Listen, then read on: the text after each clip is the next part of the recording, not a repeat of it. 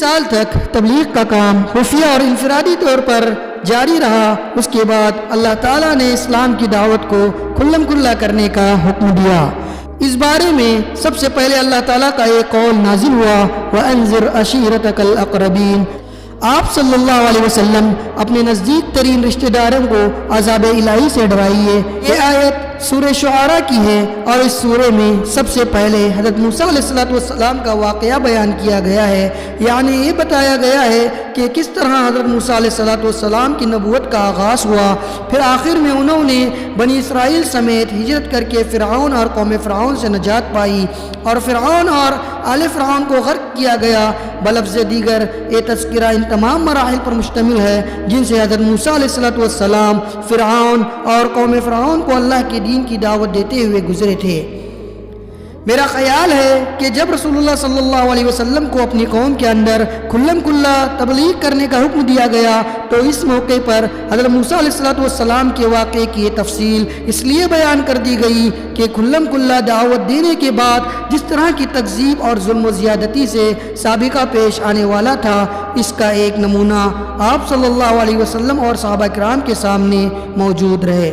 دوسری طرف اس سورہ میں پیغمبروں کو جھٹلانے والی اقوام مثلا فرعون اور قوم فرعون کے علاوہ قوم نوح، قوم عاد، قوم سمود، قوم ابراہیم اور قوم لوط اور ان کا انجام کیا ہوا اس کا ذکر کیا گیا۔ اس کا مقصد غالباً یہ ہے کہ جو لوگ آپ کو جھٹلائیں گے انہیں معلوم ہو جائے گا کہ تکذیب پر اصرار کی صورت میں ان کا انجام کیا ہونے والا ہے اور وہ اللہ تعالیٰ کی طرف سے کس قسم کے مواخذے سے دوچار ہوں گے۔ نیز اہل ایمان کو معلوم ہو جائے کہ اچھا انجام انہی کا ہوگا، جھٹلانے والوں کا نہیں۔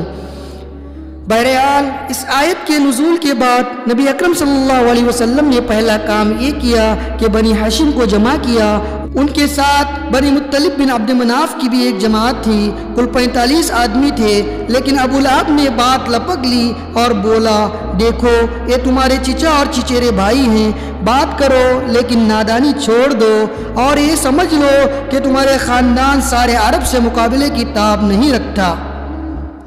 اور میں سب سے زیادہ حقدار ہوں کہ تمہیں پکڑ لوں، بس تمہارے لیے تمہارے باپ کا خانوادہ ہی کافی ہے اور اگر تم اپنی بات پر قائم رہو تو یہ بہت آسان ہوگا کہ قریش کے سارے قبائل تم پر ٹوٹ پڑے اور بقیہ عرب بھی ان کی امداد کرے۔ پھر میں نہیں جانتا کہ کوئی شخص اپنے باپ کے خانوادے کے لیے تم سے بڑھ کر شر اور تباہی کا باعث ہوگا۔ اس پر نبی اکرم صلی اللہ علیہ وسلم نے خاموشی اختیار کر لی اور اس مجلس میں گفتگو نہیں کی۔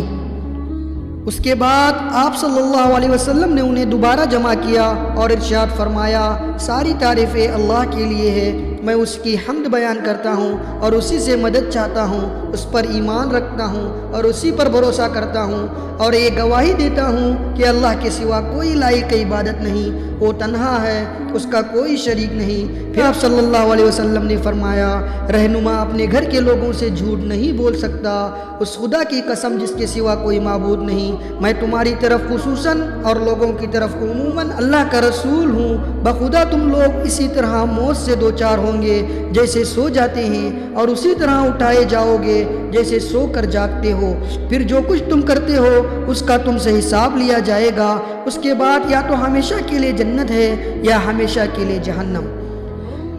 اس پر ابو طالب نے کہا، نہ پوچھو، ہمیں تمہاری معاونت کس طرح پسند ہے، تمہاری نصیحت کس قدر قابل قبول ہے اور ہم تمہاری بات کس قدر سچی جانتے مانتے ہیں، اور یہ تمہارے والد کا خانوادہ جمع ہے اور میں بھی ان کا ایک فرد ہوں، فرق اتنا ہے کہ میں تمہاری پسند کی تکمیل کے لیے ان سب سے پیش ہوں، لہٰذا تمہیں جس بات کا حکم ہوا ہے اسے انجام دو، بخدا میں تمہاری مسلسل حفاظت اور اعانت کرتا رہوں گا، البتہ میری طبیعت عبد المطلب کا دین چھوڑنے پر راضی نہیں ہے۔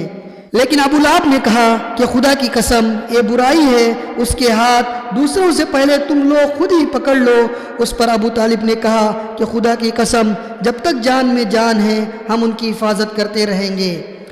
جب نبی اکرم صلی اللہ علیہ وسلم نے اچھی طرح اطمینان کر لیا کہ اللہ کے دین کی تبلیغ کے دوران ابو طالب ان کی حمایت کریں گے تو ایک روز آپ صلی اللہ علیہ وسلم نے کوہ صفا پر چڑھ کر یہ آواز لگائی، یا صباحا یا صباحا۔ یہ پکار سن کر قریش کے قبائل آپ کے پاس جمع ہو گئے اور آپ صلی اللہ علیہ وسلم نے انہیں خدا کی توحید، اپنی رسالت اور یوم آخرت پر ایمان لانے کی دعوت دی۔ اس واقعے کا ایک ٹکڑا صحیح بخاری میں ابن عباس رضی اللہ تعالیٰ عنہ سے اس طرح مروی ہے کہ جب وَأَنذِرْ عَشِيرَتَكَ الْأَقْرَبِينَ نازل ہوئی تو نبی اکرم صلی اللہ علیہ وسلم نے کوہ صفا پر چڑھ کر بطون قریش کو آواز لگانی شروع کی، یہاں تک کہ سب کے سب اکٹھا ہو گئے، حتیٰ کہ اگر کوئی آدمی خود نہ جا سکتا تھا تو اس نے اپنے قاصد بھیج دیا کہ دیکھیے معاملہ کیا ہے۔ غرض قریش آ گئے، ابو لہب بھی آ گیا۔ اس کے بعد آپ صلی اللہ علیہ وسلم نے فرمایا، تم لوگ اے بتاؤ، اگر میں یہ خبر دوں کہ ادھر وادی میں شہ سواروں کی ایک جماعت ہے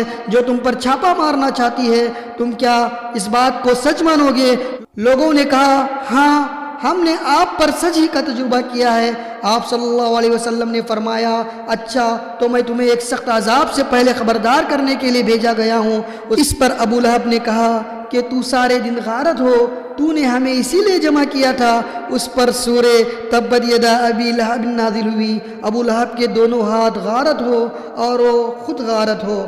اس واقعے کا ایک اور ٹکڑا امام مسلم نے اپنی صحیح مسلم میں حضرت ابو ہریرہ رضی اللہ تعالیٰ عنہ سے روایت کیا ہے۔ وہ کہتے ہیں کہ جب آیت وَأَنذِرْ عَشِيرَتَكَ الْأَقْرَبِينَ نازل ہوئی تو رسول اللہ صلی اللہ علیہ وسلم نے پکار لگائی۔ یہ پکار عام بھی تھی اور خاص بھی۔ آپ صلی اللہ علیہ وسلم نے کہا، اے جماعت قریش، اپنے آپ کو جہنم سے بچاؤ، اے بنی کعب اپنے آپ کو جہنم سے بچاؤ، اے محمد کی بیٹی فاطمہ اپنے آپ کو جہنم سے بچاؤ، کیونکہ میں تم لوگوں کو اللہ کی گرفت سے بچانے کا کچھ بھی اختیار نہیں رکھتا۔